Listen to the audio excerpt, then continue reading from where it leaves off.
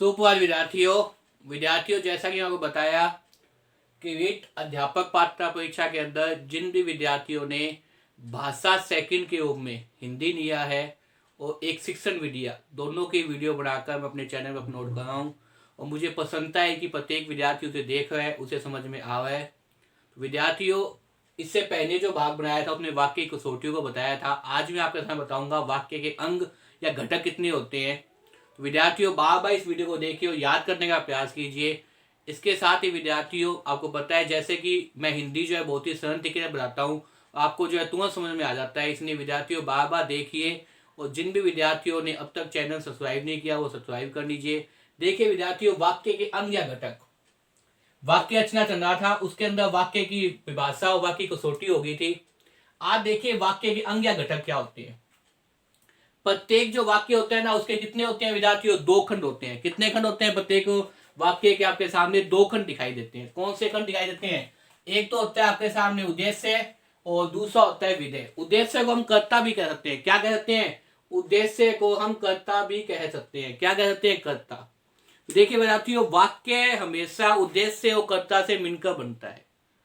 तो वाक्य के दो घटक आपने याद किए। कई बार पेपर में आता है वाक्य कितने घटक है, सीधा प्रश्न आता है। तो आप क्या लिखेंगे? दो घटक लिखेंगे। कौन कौन से? उद्देश्य और दूसरा कौन सा लिखेंगे? विधेय। अब देखिए वास्तव में उद्देश्य क्या होता है, वास्तव में विधेय क्या होता है, इनको समझने का प्रयास कीजिए। देखिए उद्देश्य, वाक्य में जिस व्यक्ति या वस्तु के विषय में कुछ कहा जाता है। वाक्य में जिस व्यक्ति या वस्तु के विषय में कुछ कहा जाता है उसे क्या कहते हैं? उसे उद्देश्य कहते हैं। वाक्य में जिस व्यक्ति या वस्तु के प्रति, वाक्य में जिस व्यक्ति या वस्तु के विषय में कुछ कहा जाता है, वाक्य में जिस व्यक्ति या वस्तु के विषय में कुछ कहा जाता है उसे क्या कहते हैं? उद्देश्य कहते हैं। याद कर लीजिए, वाक्य में जिस व्यक्ति या वस्तु के विषय में, वाक्य में जिस व्यक्ति या वस्तु के विषय में कुछ कहा जाता है उसे क्या कहते हैं? उद्देश्य कहते हैं। और विधेय का मतलब क्या है? वाक्य में उद्देश्य के विषय में अगर कर्ता के विषय में कुछ कहा जाए, कर्ता के द्वारा। देखिए विधेय का शाब्दिक अर्थ होता है विधान, और विधान का क्या होता है? कार्य। और कार्य कौन कहेगा यहाँ पे? उद्देश्य। उद्देश्य का मतलब यहाँ पे क्या होता है? मैंने कर्ता। तो एक सरल परिभाषा तो ये है कि कर्ता के द्वारा किया गया कार्य क्या कहलाता है? विधेय कहलाता है। कर्ता के द्वारा किया गया कार्य क्या कहलाता है? आपके सामने विधेय कहलाता है। कर्ता के द्वारा किया गया कार्य क्या कहलाता है? विधेय कहलाता है।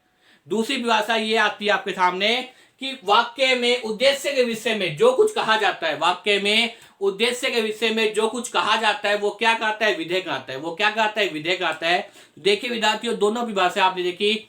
उद्देश्य का मतलब क्या होता है? वाक्य में जिस व्यक्ति या वस्तु के विषय में, वाक्य में जिस व्यक्ति या वस्तु के विषय में कुछ कहा जाता है, वाक्य में जिस व्यक्ति या वस्तु के विषय में कुछ कहा जाए उसे क्या कहते हैं? उद्देश्य कहते हैं। वाक्य में जिस व्यक्ति या वस्तु के विषय में कुछ कहा जाए उसे क्या कहते हैं? उद्देश्य कहते हैं। और वाक्य में अगर उद्देश्य के बारे में कुछ कहा जाए तो क्या होता है? विधेय कहता है। क्या कहता है? विधेय कहता है।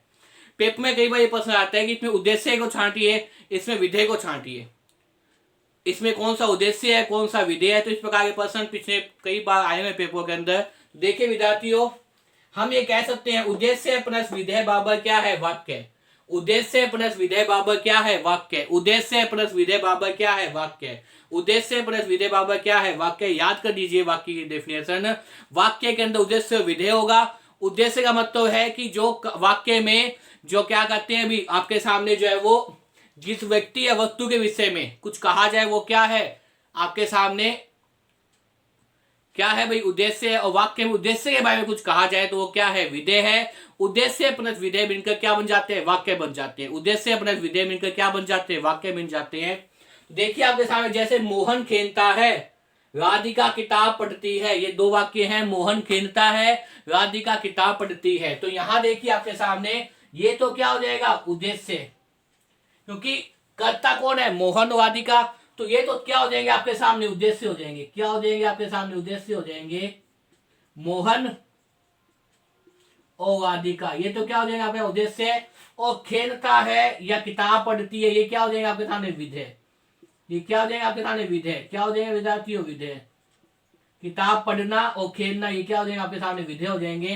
तो इस प्रकार से आपने देखा कि पेपर के अंदर उद्देश्य और विधेय के बारे में बहुत से प्रश्न आते हैं कि वाक्य में कौन सा उद्देश्य है, कौन सा विधेय है। तो उद्देश्य के लिए आप ध्यान रखिए कि उद्देश्य वास्तव में क्या होता है, कर्ता होता है, और कर्ता के द्वारा किया गया कार्य क्या कहता है, विधेय कहता है।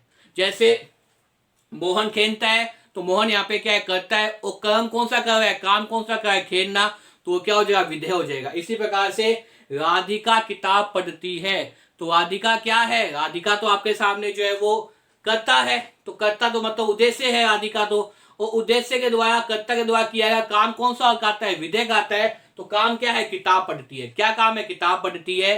तो इस प्रकार से ये क्या हो जाएगा, विधेय हो जाएगा। तो मुझे उम्मीद है विद्यार्थियों कि मेरे द्वारा इस वीडियो को बनाने के बाद में जब आप इसे वीडियो को देखेंगे तो आप इसके बाद में कभी उद्देश्य और विधेय में गलती नहीं करेंगे, क्योंकि उद्देश्य कर्ता होता है, इतनी सी ध्यान रखिए, और विधेय कर्ता के द्वारा किया गया काम होता है, बस इतना ध्यान रखिए। उसके बाद पेपर के अंदर आप प्रश्न सही कर जाएंगे। तो विद्यार्थियों मुझे उम्मीद है इस वीडियो को देखने के बाद में आपको वाक्य के अंग या घटक समझ में आ जाएंगे। बार बार इस वीडियो को देखिए और याद करने का अभ्यास कीजिए। धन्यवाद।